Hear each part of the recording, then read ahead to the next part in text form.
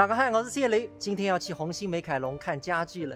我看到很多人评论啊，说我的舅舅很棒，这个我完全赞同。我从小到大，我舅舅就对我非常好，所以民间有句话嘛，叫天上雷公，地上舅公。而且我可以告诉大家，我和我舅舅之间说的话，应该比他和他儿子交流的还要多。我和镜子结婚住的这个老破小，虽然是外婆过户给我的，但是在90年代的时候，是我舅舅全款把它买下来的。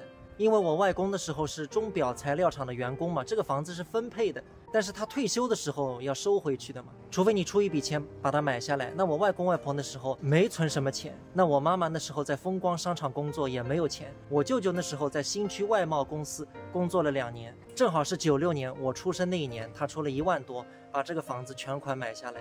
我2018年和镜子结婚的时候没有房子，那么外公外婆在和舅舅舅妈商量过后，经过他们的同意才把这个房子过户给我，不然的话当初我舅舅全款买的，那么如果二老都以后去世，那肯定是我舅舅的，他也有儿子，那也肯定也是我弟弟的嘛，根本轮不到我。看家具去了，所以说这套房子年底要卖掉嘛，搬到新房之后。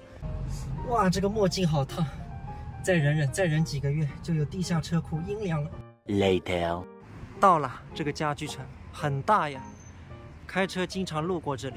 我和镜子这2天就感觉像在做梦。之前一直跟他谈到新房的事情，说可能10几年遥遥无期，要熬到40岁了，青春不在，都老去了。没想到一眨眼就有新房子了，所以真的还是很开心啊！现在还在兴奋当中。所以还是那句话，大家一定要对自己的长辈好，要孝顺他们。诺贝尔陶瓷床垫，慕斯床垫。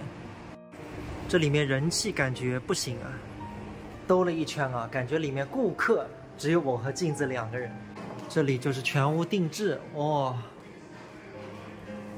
镜子你看看，就是我们老房子里这种沙发了什么，要不要搬过去？现在去看桌子和沙发了。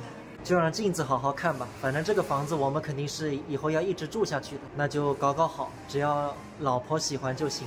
这里看完了，红星美凯龙的叫什么我屋，我乐，这牌子叫我乐。现在去看那个圣都，哟，哦，怪不得让我们来这里买，原来是贝壳的。现在算下来430万以内，房子能全部搞定。车位20万，还有这个装修的话，两边比下来反正都10几万嘛，加在一起应该可以控制在430万内，可以搬进去了。